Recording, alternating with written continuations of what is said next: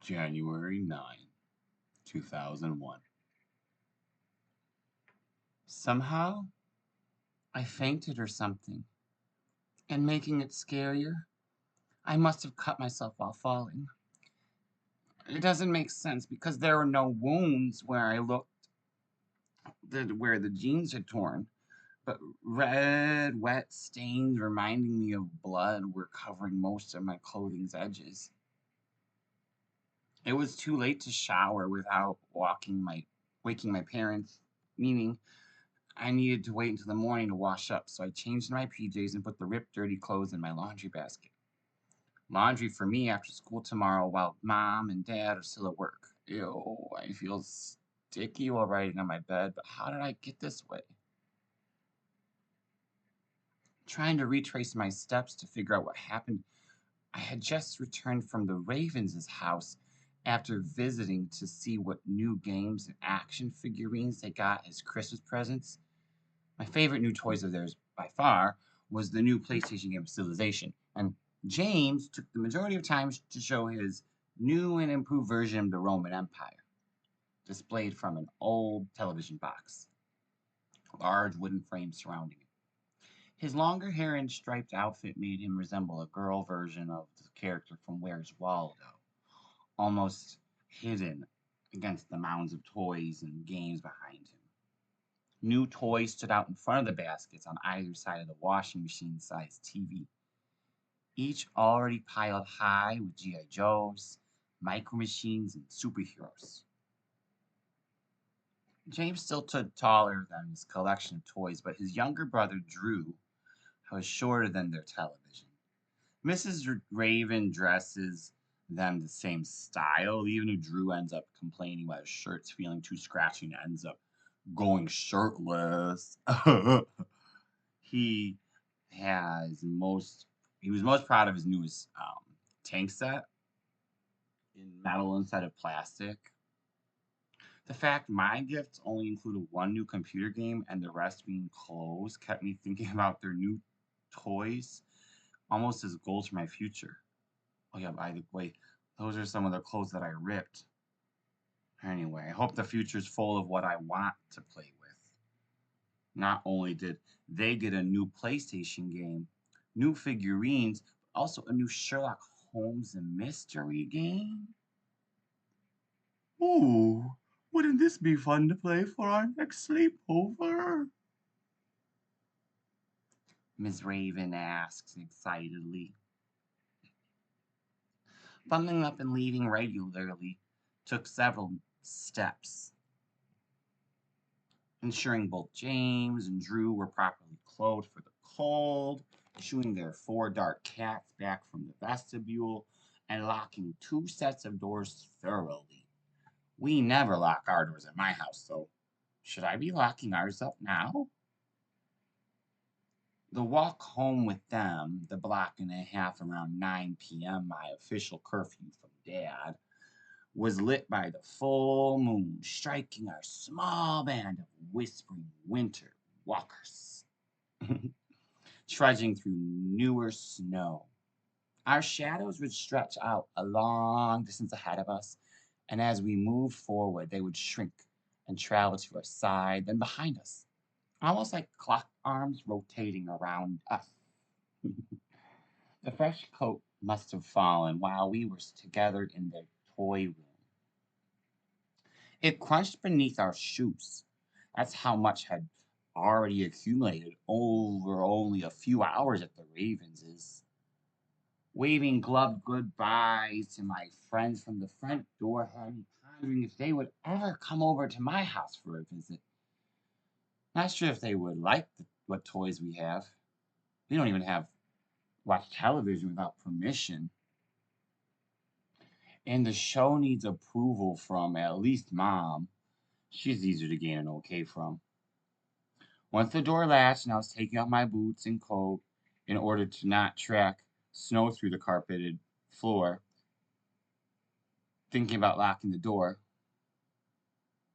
unusually, Dad shouted across the house that we needed to talk before I head to bed.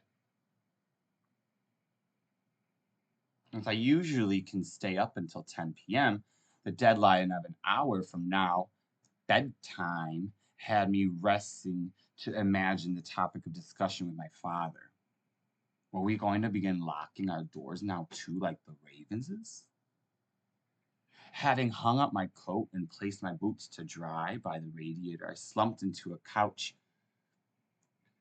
position as far from Dad as possible, sitting the opposite side of the exact room. If he was about to bark, it was gotta be a good distance. I could keep track of the exits to dining room, master bedroom, front porch. He placed his current science fiction book down on his black denim knee, as with his glass of probably Christian Brothers, both over ice cubes. He set it on the lampstand's coaster. Mom's the coaster crazed type. Well, maybe not crazed, but a ring produced by a perspiring cup could set her off in a tizzy. We have coasters on every countertop. Mom exited their bedroom, connected to the family room, where Dad and I sat in contrasting positions. As he cleared his throat, he to begin to speak. Mom extended her hand to rest on Dad's right shoulder, almost like we do at church when praying for someone. Both their eyes had evidence of redness, but it wasn't the same type Alvin's typically showed at dinner time. So they must have been crying before I got home. And from the looks of it, Mom had been praying by her bedside in the room. That's why the lights were still off while she was in there. We got a call from your hospital near Salt Lake City earlier tonight about Sister Leona. She was in a car accident while driving with some friends in Utah. We don't know all the details. She's thankfully alive and breathing, staying the night for monitors. Car's totaled, though. Which really puts her in a bind, because find a job up there. It'll be more difficult without one. Dad trailed off. Mom added, "We're just thankful she didn't experience any broken bones or worse. Her vehicle did get pretty smashed up. Must be the grace of God Dad kept her safe from harm.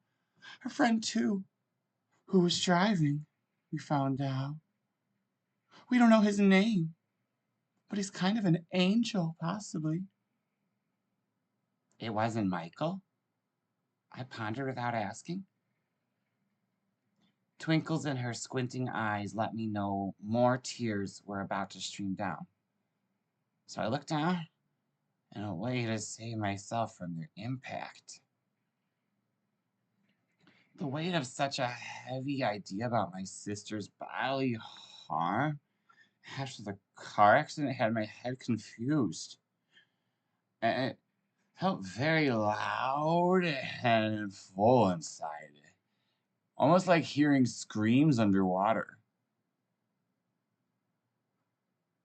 How could she have been in harm's way when my parents' prayer of protection were always around her? Wasn't God supposed to protect his faithful? Leona was one of the most devout Christians I knew, even choosing to divorce later than missionary work. Like both my parents. I mean, grandparents did. What was wrong with my sister? I know accidents happen, but the shroud of safety should have been enveloping her from worry like this one. That's what Mom prays over us every night. To be free from sickness, harm, and danger. So why was Leona harmed? Sure, none of her bones were broken. She only got a few bruises. But what about the not Michael guy friend who got hurt? Or the other driver? Were they okay? Also, the memory of surviving a car accident couldn't possibly fade quickly, forever impacting Leona's trips in automobiles? How would she drive back home in June? Would Dad help her get a new car? He did help her buy this one in order to drive out west last August. We trailed behind the luggage with her door moved there. As I remember, roads can stretch for miles without much on either side, meaning she could have been stranded in that accident for hours if it wasn't closer to the city. It scares me to think about. Uh, a feeling of being totally alone when hurting filled me with pressure. Not only did God not keep Leona safe from danger, but my dad was unable to fly out and see her in the hospital, which they said she asked for. We just gotta not take that much time off or use that much money for surprises like this. My dad said it toward this glass of brown liquid and set it to my face. His eyes closed and tears streamed. Was he feeling guilty for being unable to help? I wish for once these sit down talks were full of good and exciting news, not more sad stories to make me mad in the night. The full moon made the snow glow outside tonight, and I could already feel the heightening energy inside me in the house because of it. Even with curtains and blinds closed, white light still creeped in behind them. My parents asking what I was thinking prompted me back from maybe a daydream, or I imagined myself running into the desert to Utah to check on my sister. Maybe I should go to bed now. Was the strangest statement I ever heard my 11-year-old self say. Never had Leona been this badly hurt, nor had I seen Dad cry. My chest felt so full of the need to yell, but that wasn't allowed in front of Mom. So I retreated to my room for hopeful safety while processing the bad news. I locked my bedroom door.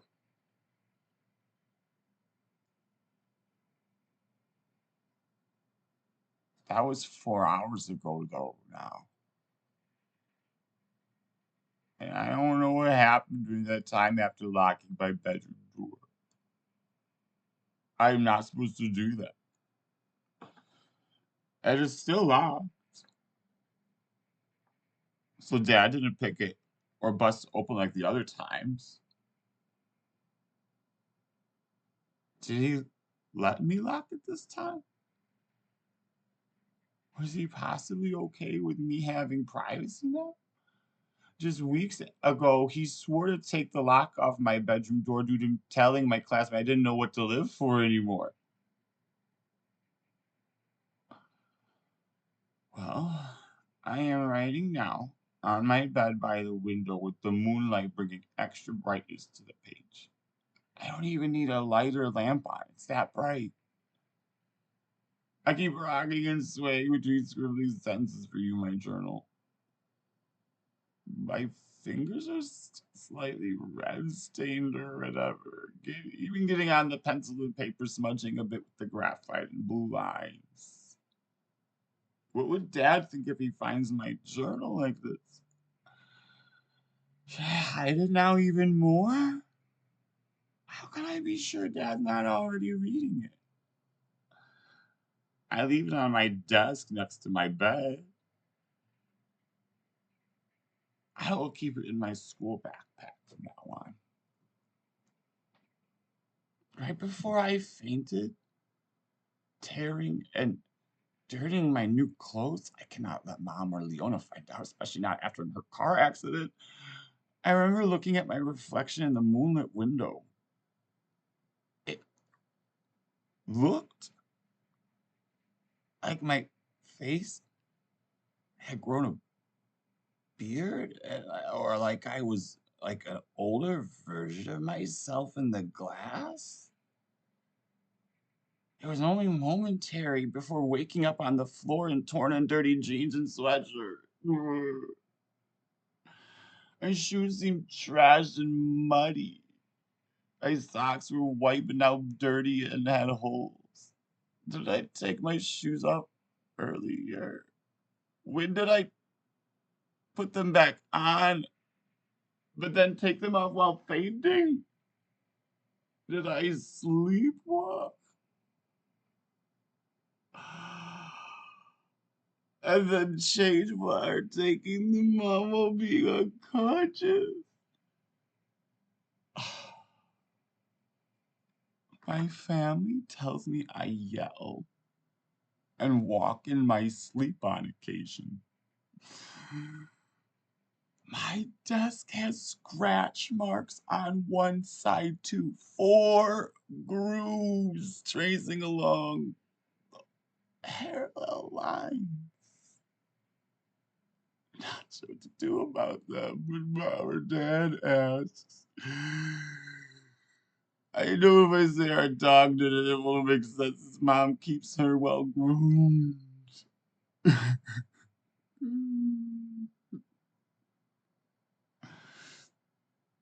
My pant legs seem to tear along the seams, but not like a knife sliced them.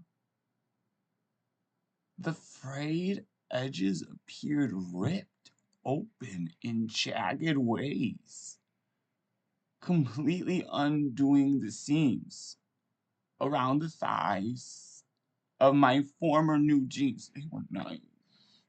I was gonna make Esther so jealous. The sleeves remained mostly intact, except around the wrists.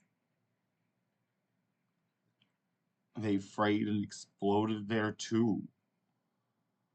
Unless I learn to patch or sew these back together, that's the last time I'll wear that outfit. It's not like the cool clothes make people like me any better.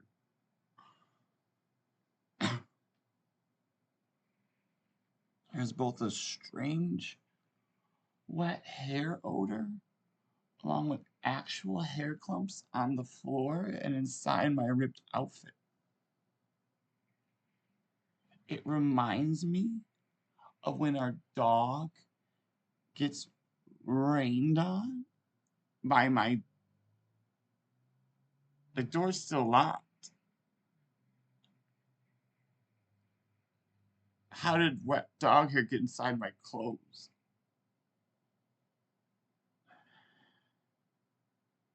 Do I faint from intense anger? Shaylin Art Fingal?